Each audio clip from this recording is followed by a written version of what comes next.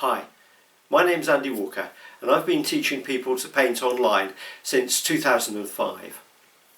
In this course I want to teach you some easy techniques for painting in watercolor.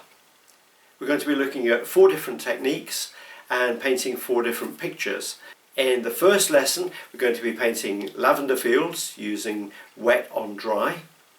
In the second lesson we're going to have a look at some sunsets, painting wet into wet.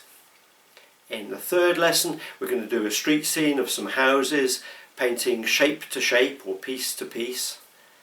And in the fourth lesson we're going to pull all this together and paint a waterfall using all these techniques plus 1 or 2 other exciting and secret ways of painting.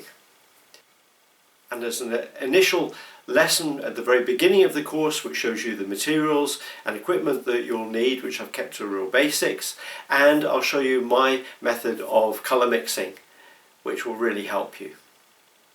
This course is for beginners and for all those who are starting out in watercolour and want to learn some new techniques and some new ways of doing things.